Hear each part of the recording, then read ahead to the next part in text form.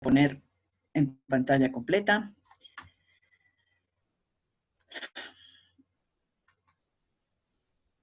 Y bueno, chicos, último día del mes de agosto, última clase de nefro. Bienvenidos. El último tema es medicamentos que inducen nefrotoxicidad.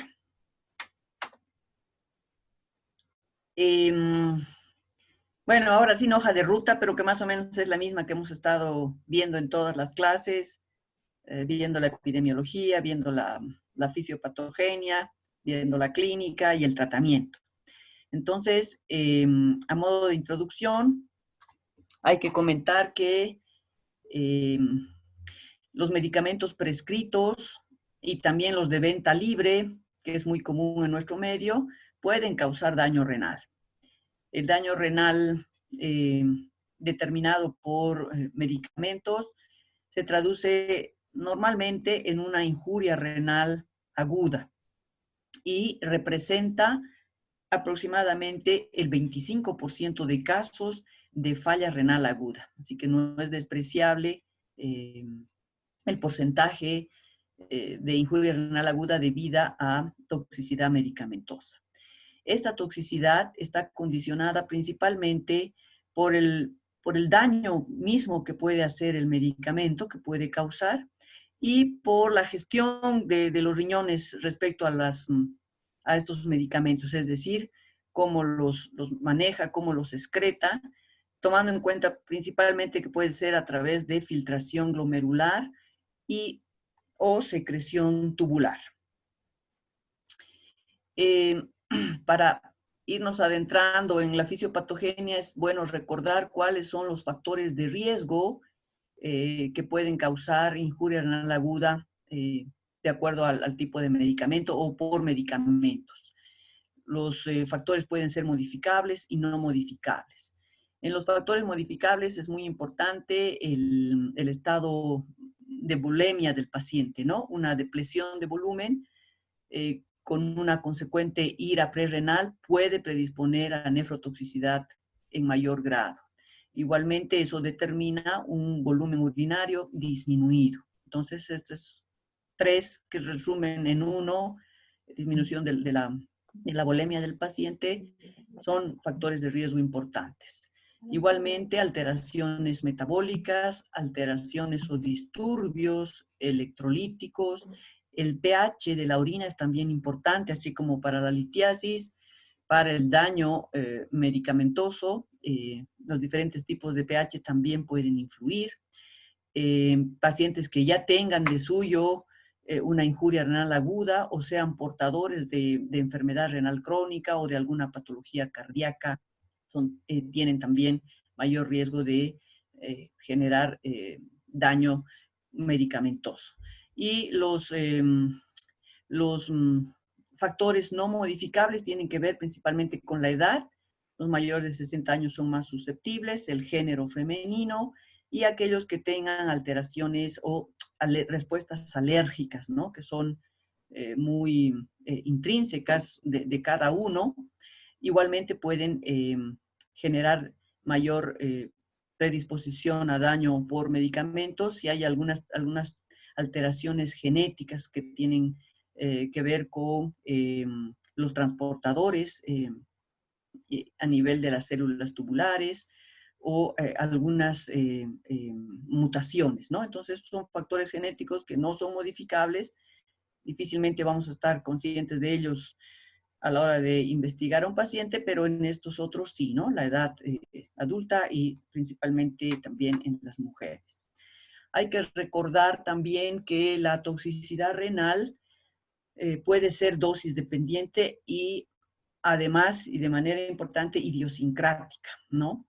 Cuando la toxicidad es dosis dependiente, que se produce en medicamentos, principalmente antibióticos, como la vancomicina, aminoglucósidos, o antineoplásicos como el metotrexate, el cisplatino, o los antiinflamatorios, lo que se sugiere es minimizar la duración y la concentración del medicamento como un abordaje general, una recomendación general.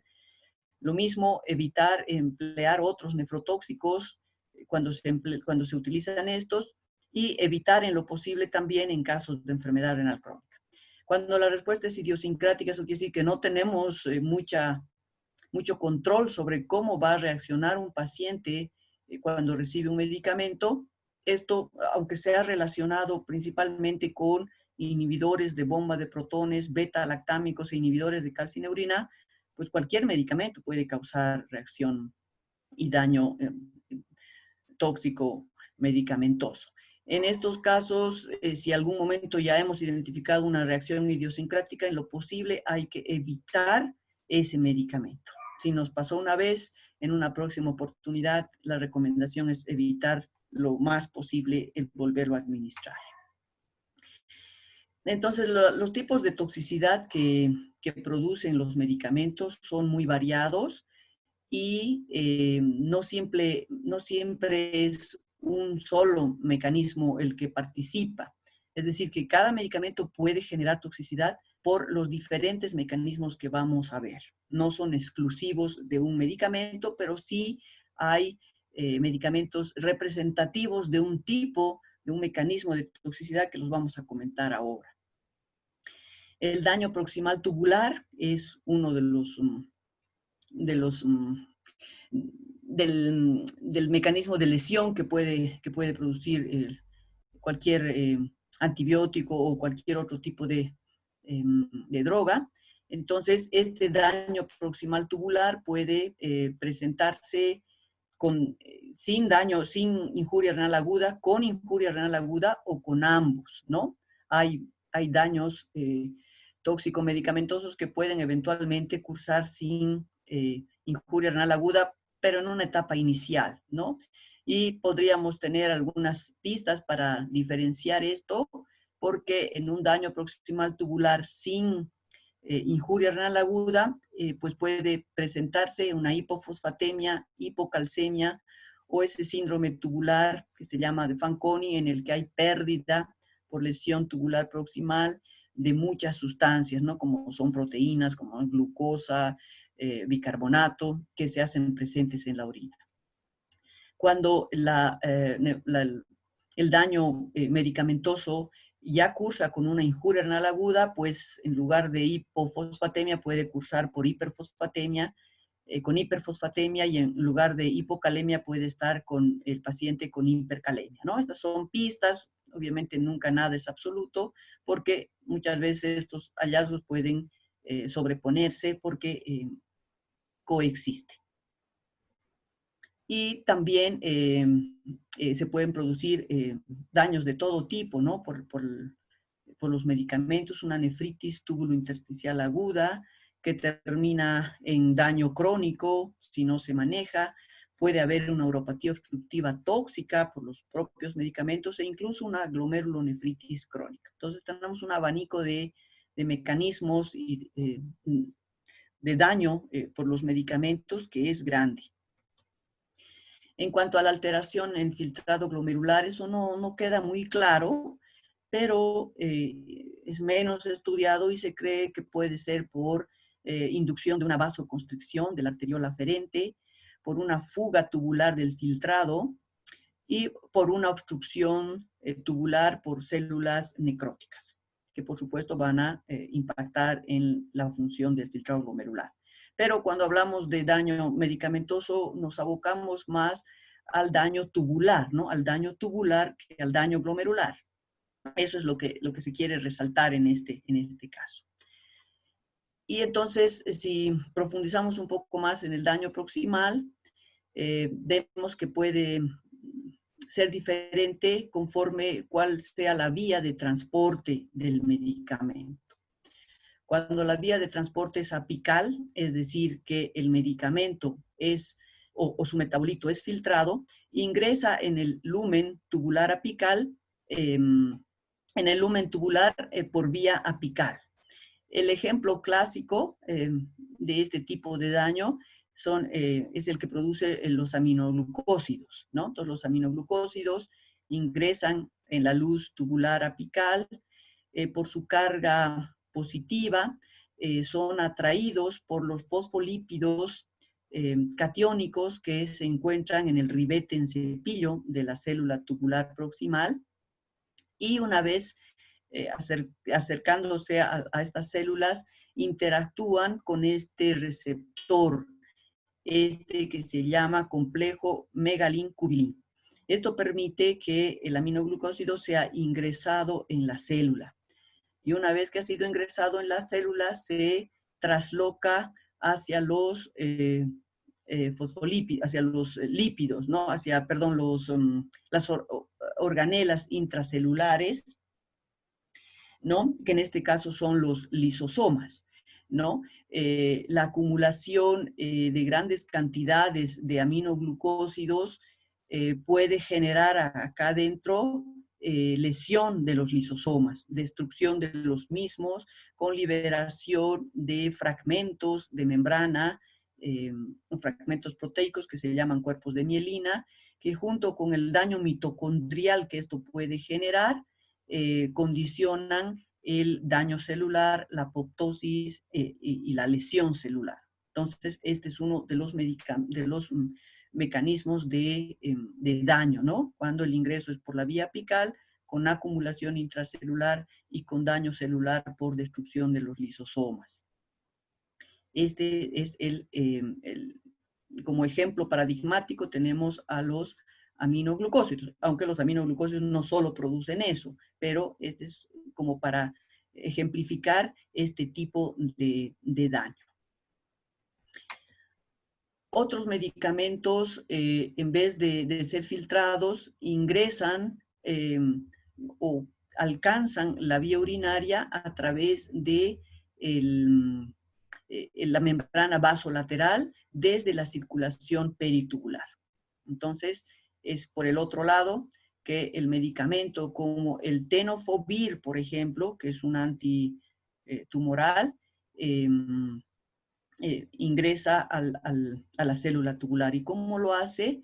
Lo hace uniéndose a estos receptores que se llaman o transportadores Organic Anion Transporter tipo 1.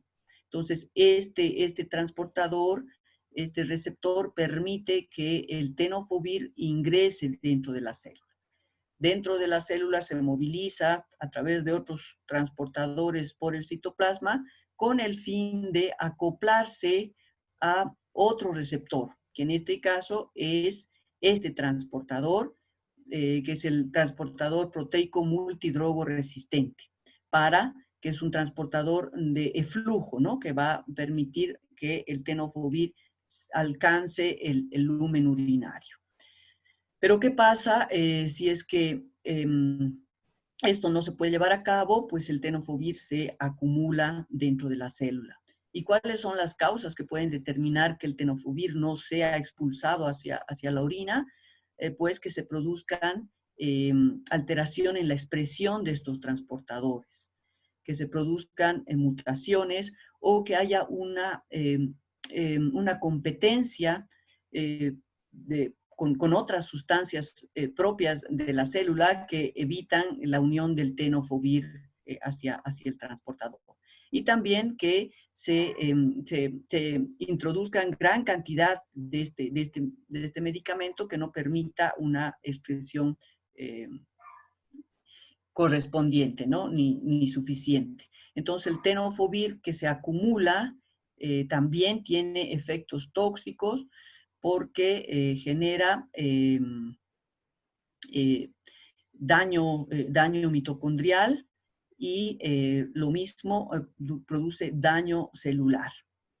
Y si hablamos de otro medicamento que es el cisplatino, que tiene el modo de ingreso de igual manera por la membrana vasolateral, pero en este caso por otro transportador que es el tipo 2, que es el transportador orgánico catiónico tipo 2, cuando no puede alcanzar ni acoplarse a su transportador para ser expulsado, su acumulación genera la liberación de sustancias reactivas de oxígeno que alteran el metabolismo proteico.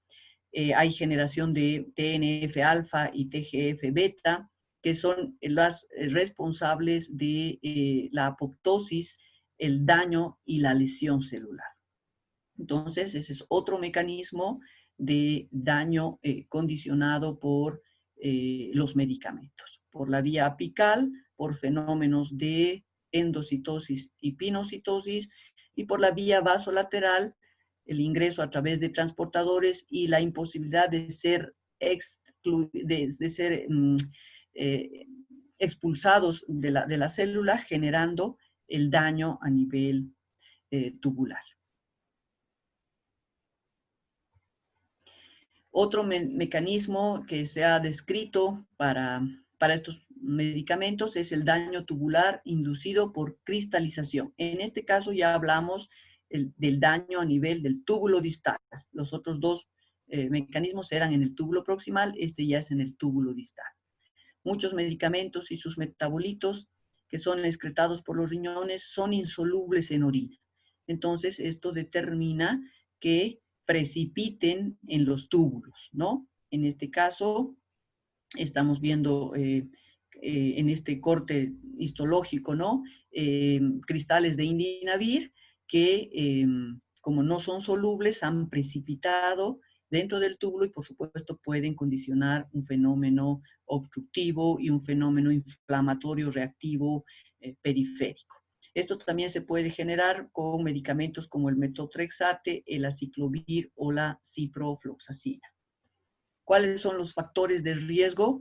Como ya habíamos mencionado, en este caso, sobre todo, como ya hemos visto en la litiasis y la sobresaturación de las soluciones, entonces el volumen urinario disminuido, un solvente disminuido, una dosis excesiva, mucha carga de los compuestos que van a precipitar o una infusión muy rápida.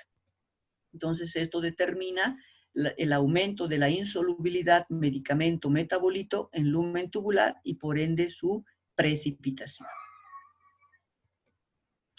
El pH urinario también es importante, así como en la litiasis, para un poco definir cuáles son los medicamentos que pueden generar más daño de acuerdo a cuál es su valor. El pH ácido menor a 5.5 condiciona un mayor depósito intratubular de metotrexate, de sulfadiazina y triamtereno. En cambio, un pH alcalino facilita la precipitación de la ciprofloxacina y el atazanavir, que este es un antirretroviral. También eso hay que tener en cuenta a la hora de valorar a los pacientes el pH urinario. También está este otro mecanismo que es la nefropatía inducida por cilindros. Como ejemplo, se menciona a la vancomicina. Este es un mecanismo que ha sido recientemente descrito para la vancomicina, ¿no? La vancomicina, ustedes recuerdan que es un glicopéptido empleado para combatir varias infecciones, que puede condicionar injuria renal aguda entre 5 y 20%, casi lo mismo que cualquier otro medicamento, y es más frecuente en obesos, en pacientes que están críticos en unidades de cuidado intensivo o que tienen enfermedad renal crónica. Los factores de riesgo incluyen niveles séricos muy altos, un empleo prolongado o combinación con otros antimicrobianos, como por ejemplo los aminoglucósidos. Esto de los niveles séricos muy altos, pues nosotros no podemos controlar debido a que no podemos determinar la concentración inhibitoria mínima que nos debería guiar un poco la dosis que deberíamos dar en estos medicamentos. La vancomicina se excreta principalmente por riñones y accede al espacio urinario por filtración y presión tubular. Los mecanismos de nefrotoxicidad, entonces, la vancomicina no es un solo mecanismo, sino que pueden producir el estrés oxidativo, como habíamos visto que produce el tenofovir, produciendo daño mitocondrial, puede producir la nefritis túbulo-intersticial aguda, que es muy común, nefropatía obstructiva por cilindros. Este es el último de los mecanismos que han descubierto, donde los compuestos de vancomicina nanoesférica no cristalina, mezclada con uromodulina, que son la proteína de Tamm-Horsfall, que es propia del contenido de la orina, entonces precipitan y pueden producir estos cilindros que recuerdan un poco a lo que son los depósitos de cadenas ligeras en el mieloma múltiple. Entonces, varios y diferentes mecanismos de toxicidad por los medicamentos.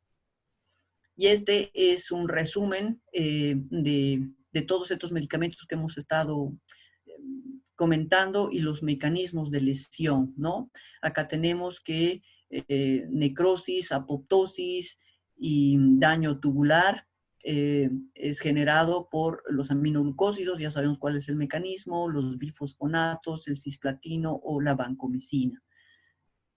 Daño de tipo estrés oxidativo o peroxidación de membrana lipídica, aunque no lo hemos comentado, puede ser producido por la ciclosporina, por la polimixina.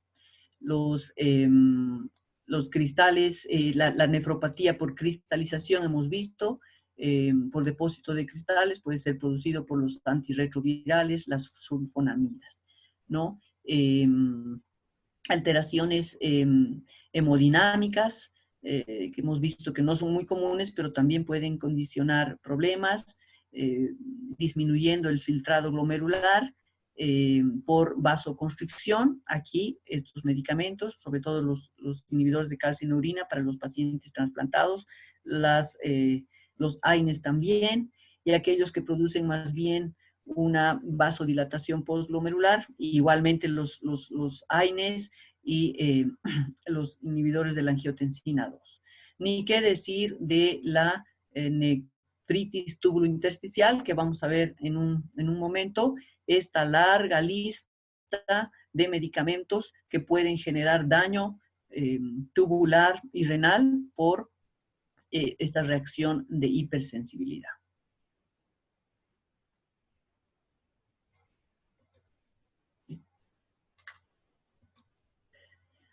Entonces, ahora vamos a hablar un poquito más profundamente de la nefritis tubulointersticial aguda, que es un patrón de lesión producida por los medicamentos, ¿no? Es un patrón de lesión renal que está causado básicamente por una reacción de hipersensibilidad retardada tipo 4 mediada por células T.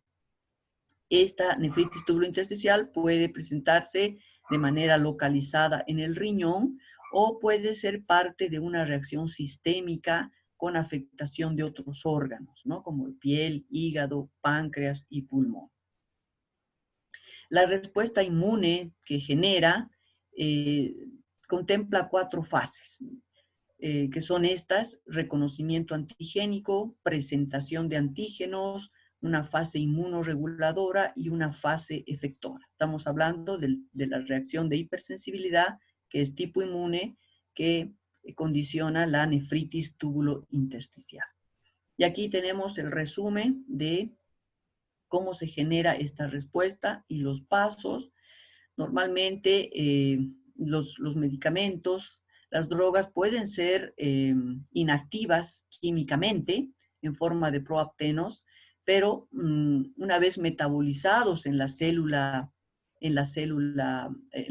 tubular, de ser no inmunogénicos, al unirse con proteínas endógenas renales, pueden convertirse en inmunogénicos.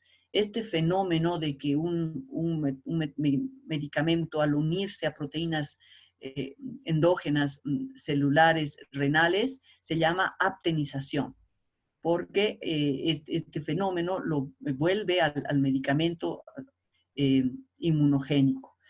De la misma manera, este medicamento, una vez metabolizado dentro de las células tubulares, puede convertirse en un neoantígeno, en un nuevo antígeno. O bien puede volverse inmunogénico por un mimetismo antigénico, ¿no? Que se confunda con otras células y dentro de las células tubulares. Entonces, estos mecanismos que tornan a un medicamento inactivo en un antígeno nefritogénico, es importante tomarlos en cuenta, y una vez que estos medicamentos o metabolitos se han convertido en nefritogénicos, lo que se produce es el fenómeno de presentación hacia las células T. La presentación de estos antígenos puede ser realizada por las células propias presentadoras de antígeno, que son las células dendríticas renales, pueden ser las mismas células tubulares o los macrófagos, que a través de el sistema mayor de histocompatibilidad presentan el antígeno a la célula T. Y esta célula T entonces se activa. En esta fase, normalmente esta reacción de activación podría inhibirse o puede ser neutralizada por la activación de células T supresoras. Y es precisamente el balance o desbalance entre esta activación celular y una limitación de esta activación por células inmunosupresoras que puede hacer o no hacer esta reacción mucho más severa. Pero si la célula T activada se llega a ponerse en acción, entonces lo que genera es la atracción de células inflamatorias con liberación de citoquinas. Estas células inflamatorias y citoquinas producen daño tubular epitelial que a la vez genera mayor liberación de citoquinas y mayor daño inmunológico, con generación de TGF-beta, que está muy involucrado en lo que es la evolución hacia la fibrosis, ¿no? A la fibrosis intersticial y a la lesión celular. Entonces, un fenómeno que empezó siendo agudo, si no se controla, puede terminar en fibrosis intersticial crónica y daño renal crónico. ¿Cuál es la epidemiología de la necrosis túbulo-intersticial aguda? Se diagnostica en un poco porcentaje de todas las biopsias renales, pero si se separan por aquellos pacientes con IRA que son biopsiados, la nefritis túbulo-intersticial puede ser responsable, como ya habíamos visto, casi de 1/4 de los casos de injuria renal aguda. Se ha visto que la incidencia de la nefritis túbulo-intersticial se está incrementando en personas de edad avanzada por la gran cantidad de medicamentos que reciben, la polifarmacia, y porque probablemente tal vez las biopsias se están haciendo con mayor frecuencia. Entonces esto es lo que se está viendo ahora, un mayor incremento en personas de edad avanzada. También sabemos que la nefritis túbulo-intersticial aguda tiene varias causas, ¿no? Pero de ellas, la mayoría es condicionada por medicamentos, ¿no? Las otras dos causas son respuestas autoinmunes o fenómenos autoinmunes e infecciones. Pero la mayor parte corresponden a medicación. ¿Cuáles son las más comunes? Las más comunes, los medicamentos más comunes que condicionan nefritis túbulo-intersticial son los antimicrobianos, los antiinflamatorios y también los inhibidores de la bomba de protones. Aquí están los medicamentos, una larga fila y lista de medicamentos, porque ya hemos comentado que en realidad cualquier medicamento puede inducir una nefritis túbulo-intersticial al tratarse incluso de fenómenos de reacción que son idiosincráticos, ¿no? Pero es bueno tener en cuenta que los que más usamos son los que producen también más nefritis, ¿no? Los antibióticos, entre ellos los beta-lactámicos, los AINES y los inhibidores de la bomba de protones. ¿Cuál es la presentación clínica y laboratorial de la nefritis túbulo-intersticial? Entonces, estamos acostumbrados a pensar que una nefritis túbulo-intersticial tiene la triada clásica, ¿no? Que es fiebre, rash y eosinofilia. Pero infelizmente se ha visto que esta triada, estos tres signos y síntomas juntos, solo se presentan en un 10% de los casos, ¿no? Entonces, a pesar de que esto nos ayudaría mucho, no es lo más frecuente. Hay que recordar que la nefritis tubulointersticial puede presentarse de manera asintomática, puede tener síntomas que son inespecíficos. Y si ahora repasamos un poco por separado los síntomas que podrían hacernos pensar que un paciente está con una nefritis intersticial, vemos que la fiebre se podría presentar hasta en un 30% de los casos totales de nefritis tubulointersticial, relacionada principalmente con los beta-lactámicos. El rash propio de estas nefritis tubulointersticiales es una erupción tipo morbiliforme maculopapular difusa, que puede presentarse en un buen porcentaje, ¿no? De hasta la mitad de los casos. Pero también puede presentarse como una eritrodermia en los casos de necrólisis, ¿no? Del síndrome famoso de Steven-Johnson, que también puede estar presente en casos de nefritis tubulointersticial. Puede haber incluso dolor a nivel renal, que se da principalmente por medicamentos como la rifampicina. Y en el laboratorio hemos visto que la IRA es una de las presentaciones comunes de daño nefrotóxico por medicamentos, entonces es lo que podríamos esperar ver. La eosinofilia, que es un resultado de laboratorio que también nos haría pensar en nefritis tubulointersticial, puede presentarse hasta en un 80%, pero siempre en mayor relación con los antibióticos, ¿no? Hay que tomar en cuenta eso. Los electrolitos, las alteraciones ácido-base también son importantes, sobre todo una acidosis metabólica sin GAP, es decir, hiperclorémica, persistente, que no se correlaciona mucho con el valor de creatinina y urea, es decir, son creatinina y urea no muy elevadas, pero con esta acidosis podría hacernos pensar que hay un daño tubular, ¿no? Básicamente eso. El examen de orina tiene su valor.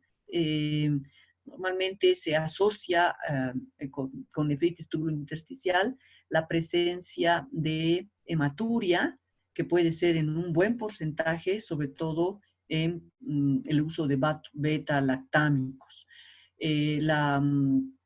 La esterasa leucocitaria positiva también se puede presentar hasta en un 100% en pacientes con uso de beta-lactámicos y en menor cantidad con otros medicamentos. La proteinuria no es un hallazgo muy común, normalmente es de bajo rango, pero puede presentarse en rango nefrótico, sobre todo en medicamentos que pueden producir una glomerulopatía, como son los antiinflamatorios. Otros hallazgos característicos en el sedimentos es la presencia de leucocituria, de cilindros leucocitarios y un cultivo negativo, ¿no? Entonces la piuria estéril con cilindros de glóbulos blancos puede también sugerir que estamos frente a una nefritis tubulointersticial. Ni qué decir de la eosinofiluria, que sí es un hallazgo bastante específico, pero muy poco sensible, porque hay eosinofiluria en casos de infecciones, en casos de ateromatosis o ateroembolia renal, entonces no nos sirve mucho, aunque sí es específico. Así que tenemos también muchos elementos que coadyuvan al diagnóstico, pero no son definitivos. Entonces, por ahora, el diagnóstico gold estándar por el que podemos definir que un paciente está con nefritis intersticial es la biopsia renal.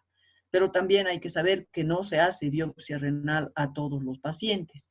Sin embargo, se recomendaría cuando no tenemos identificadas otras causas de injuria renal aguda, practicar una biopsia renal cuando tenemos un sedimento característico de la nefritis tubulointersticial aguda, es decir, cilindros leucocitarios, leucocituria sin crecimiento bacteriano, pero no tenemos la medicación responsable identificada. Cuando la medicación sospechosa está identificada, pero el sedimento no es o es normal. O cuando hay una falta de mejoría luego de suspender el agente agresor. Entonces, lo que queremos es procurar que la biopsia renal se realice con un poco más de frecuencia cuando hay una sospecha de nefritis tubulointersticial, pero más específicamente en estos 3 casos. Y estos son los hallazgos en la patología de la nefritis tubulointersticial, donde todo comienza con un infiltrado de monocitos, de macrófagos, de linfocitos en el intersticio, en esta primera zona. Estos linfocitos, monocitos, pueden invadir las células, la pared de los túbulos, produciendo lo que se llama la tubulitis, que es otro hallazgo que puede señalar muy bien que se trata de una nefritis tubulointersticial. El infiltrado intersticial puede incluso identificar eosinófilos, que también podría hacernos pensar con mayor certeza de que se trata de una nefritis tubulointersticial, pero esto no siempre pasa. Los eosinófilos pueden estar ausentes y eso no quiere decir que no se encuentre una nefritis tubulointersticial. Es más el aumento, el infiltrado de células monocíticas, la tubulitis y si acaso el hallazgo de eosinófilos en este infiltrado. Si la situación continúa y no se identifica, no se suspende el medicamento, entonces la progresión puede ser a una nefritis tubulointersticial crónica, ¿no? Ya es un intersticio ya con fibrosis, con daños, con notas de cronicidad. ¿Cuál es el diagnóstico diferencial? El diagnóstico diferencial, pues, tiene que incluir a todas las otras causas de IRA, ¿no? No es que nosotros, cuando tengamos un paciente con elevación de ASO-A2, pensemos primeramente en que tiene nefritis tubulointersticial. La idea es que no nos olvidemos de esta posibilidad diagnóstica, pero por supuesto que habrán otras causas que ustedes ya han visto en las previas clases, que son causa de injuria renal aguda, aunque ahora por favor incorporen en su disco duro la nefritis tubulointersticial como causa de 1/4 de injuria renal aguda. El examen de orina es de mucha ayuda, aunque no es específico, ¿no? Ya hemos comentado. Y aquí les muestro por qué hay que saber hacer el diagnóstico diferencial, porque si tenemos un paciente con leucocituria, con cilindros leucocitarios, que habíamos dicho son muy característicos de nefritis tubulointersticial, este paciente también podría tener ateroembolia renal, sobre todo cuando es añoso. Así que esto orienta, pero no es definitivo. Este paciente con ateroembolia renal, por ejemplo, podría tener eosinofilia, eosinofiluria, que también se encuentra en la nefritis tubulointersticial, y lesiones cutáneas.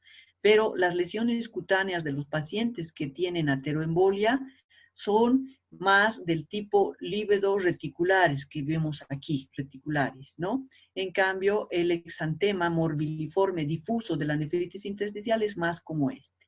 Entonces, estas son pautas para poder hacer ese ejercicio tan lindo que es el ejercicio del razonamiento clínico para poder empezar a descartar o favorecer una hipótesis diagnóstica. Por ejemplo, si tenemos cilindros granulares y epiteliales, más células epiteliales libres, esto no es lo más común de la nefritis intersticial, sino más bien de la necrosis tubular aguda. Si tenemos cilindros hemáticos, hematuria y leucocituria es más común en la nefritis tubulointersticial, pero no así los cilindros hemáticos. Entonces podemos estar frente a una glomerulonefritis. Así que la idea es descartar tal vez las causas más comunes de injuria renal aguda, como son los problemas de necrosis tubular aguda, los problemas de glomerulonefritis, la depresión de volumen, sin dejar de considerar el otro brazo causal que podría ser la nefritis tubulointersticial. De esa manera. ¿Cuál es el tratamiento de la nefritis tubulointersticial? Por supuesto, el tratamiento, si nosotros hemos sospechado que estamos frente a una nefritis intersticial, es suspender el agente que creemos puede ser el causante, ¿no? Y si es que nosotros suspendemos el agente y valoramos la función renal, si este paciente está con un daño renal avanzado, con una injuria renal aguda y necesita terapia de reemplazo renal, pues hay que ofrecérsela. Pero si el paciente no está en una situación crítica con indicaciones absolutas de reemplazo renal por la falla renal, podríamos monitorizarlo y esperar un par de días hasta una semana, es decir, observarlo. Si durante estos 3 o 7 días el paciente ha mejorado la función renal luego de haber suspendido el agente, entonces lo que nos queda es identificar al medicamento que es el causante de la alergia para tenerlo dentro de los antecedentes del paciente y procurar evitar su uso en otra oportunidad. Pero si la creatinina no ha mejorado, entonces hay que considerar si este paciente es candidato o no a biopsia. Si tiene alguna contraindicación para la biopsia, entonces se sugiere, como un algoritmo más de muchos, que se inicie tratamiento con esteroides. Pero si el paciente no tiene ninguna contraindicación, se está alentando la biopsia renal, ¿no? Siempre que tengamos sospecha fuerte de que este paciente tenga una nefritis túbulo-intersticial. Si le hacemos la biopsia y confirmamos que este paciente tiene una nefritis túbulo-intersticial, entonces hay que seguir evaluando la función renal para ver cuál es su evolución. Si el paciente no tiene una nefritis túbulo-intersticial confirmada como causa de la injuria renal, entonces hay que ver qué hallazgos tenemos y hacia qué nos están orientando. Si el paciente, una vez que se le ha hecho la biopsia, lo estamos siguiendo respecto a cómo va evolucionando, si la función renal mejora, entonces la indicación es ir disminuyendo la dosis de los esteroides. Si la función renal no mejora, entonces probablemente tengamos que prolongar el tratamiento que normalmente puede durar entre 7 y 10 días, podríamos incrementarlo hasta 12 semanas, ¿no? En espera de que la función renal mejore. Si esto acontece, la función renal ha mejorado, entonces tenemos nuevamente que etiquetar al medicamento que ha causado el daño para saber que es uno que hay que evitar en el futuro. Y por supuesto hay que seguir monitorizando al paciente para ver hasta dónde disminuye la función renal y si se normaliza, porque hay casos en que la nefritis túbulo-intersticial causa daño renal, los pacientes no retornan a su valor normal y quedan ya como renales crónicos. Si el paciente no ha mejorado la función renal, entonces probablemente tengamos que pensar que hay alguna otra lesión que está afectando y tengamos que cambiar el inmunosupresor. Lo mismo acá, bueno, en el caso de que el paciente no se hubiera hecho la biopsia, habíamos dicho, tratamos con corticoides y hacemos un seguimiento de la función renal. Si la función renal mejora, entonces nuevamente tenemos que etiquetar ese medicamento e ir bajando los esteroides mientras monitorizamos la función renal. Si ese paciente no ha mejorado, entonces en este caso en el que no llegamos a hacer biopsia de inicio, sería prudente tratar de confirmar con una biopsia la sospecha diagnóstica que tenemos. Así que la biopsia tiene su papel muy importante en la nefritis túbulo-intersticial con indicaciones precisas. Y para finalizar, chicos, quiero comentarles 2 palabritas del daño renal y los antiinflamatorios y el daño renal con los inhibidores de la bomba de protones. Entonces, hemos visto que los AINES pueden producir una nefritis túbulo-intersticial aguda, pero también el mecanismo de daño renal tiene que ver con la inhibición de la ciclooxigenasa, ¿no? Y sabemos que la ciclooxigenasa lo que hace es sintetizar prostaglandinas homeostáticas como estas, que son responsables de mantener una vasculatura con buen calibre para favorecer la perfusión renal y disminuir la resistencia vascular. Todo esto ayuda a mantener un buen filtrado glomerular.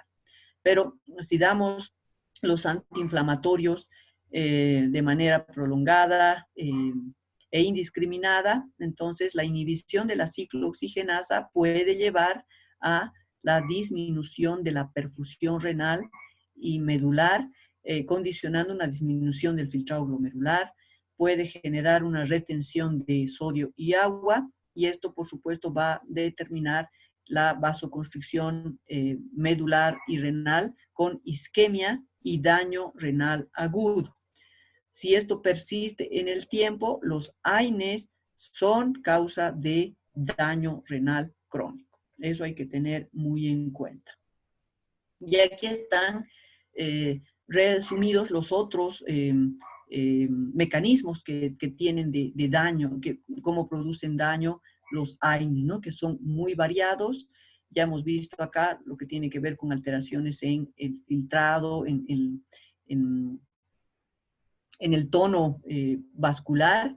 También hemos visto que tiene que ver con alteraciones hemodinámicas que comprometen la perfusión renal. Y hay que tener muy en cuenta que factores de riesgo para administrar AINES en pacientes, pues tiene que ver con enfermedades hepáticas, enfermedades renales, eso a ustedes no les es desconocido. En lo posible, pacientes renales crónicos evitamos a toda costa darles antiinflamatorios, pacientes que tengan fallo cardíaco que va a condicionar una disminución del flujo sanguíneo renal. Por supuesto, ni qué decir lo que ya hemos comentado en varios de los medicamentos, un paciente deshidratado o un paciente añoso, mucho cuidado con darle no solo AINES, sino los medicamentos que pueden condicionar nefritis túbulo-intersticial.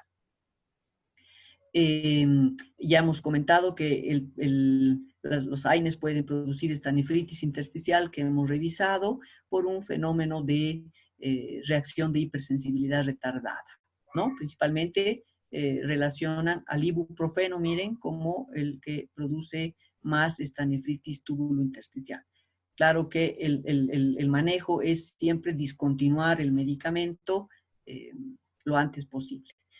También aquí resalta una vez más que los AINES son causa de daño renal crónico por esta alteración hemodinámica que puede perpetuarse en el tiempo por el uso crónico. Entonces, nosotros entramos en pánico cuando vemos que pacientes con patología, sobre todo traumatológica, pues reciben tratamiento, ¿no? Con antiinflamatorios de hasta 20 días, 30 días, sin que nadie se encargue de controlar la función renal o hacerle un examen de orina a los pacientes. Entonces, ojo con el uso prolongado de los antiinflamatorios y sobre todo en población de riesgo, aunque también por una reacción de nefritis intersticial, esto podría afectar a gente joven. Pero hay que primero echar mano de los factores de riesgo que pueden precipitar un daño con mayor frecuencia, ¿no? Entonces acá la recomendación es evitar el abuso y la prolongada prescripción de AINES. ¿Y qué pasa con los inhibidores de la bomba de protones?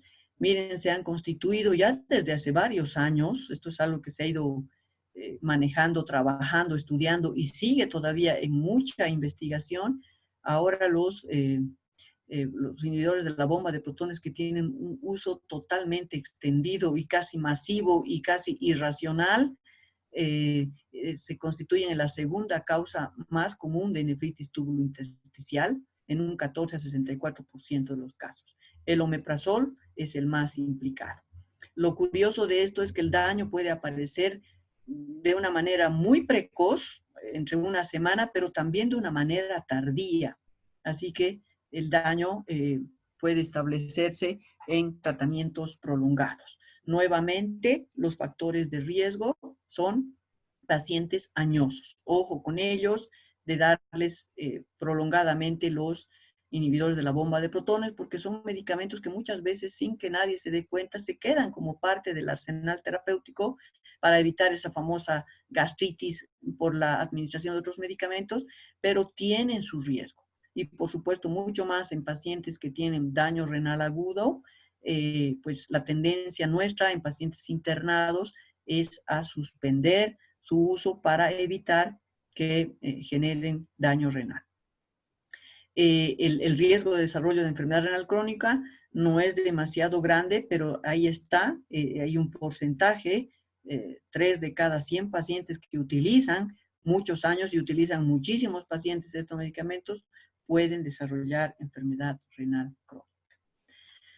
Y aquí vemos en este reciente estudio la tendencia, las manifestaciones, las complicaciones que puede generar el omeprazol en el tiempo, evolución en días, y aquí el riesgo, ¿no? Si, por ejemplo, vemos acá la incidencia de condicionar un índice de filtrado glomerular menor a 60 mililitros en esta área celeste, en este color celeste, es hasta 2 a 2.5 veces mayor. Igualmente, el riesgo de duplicar la creatinina con el uso, miren, es todos alrededor de 1.5 hasta 2 veces en un tiempo de largos días.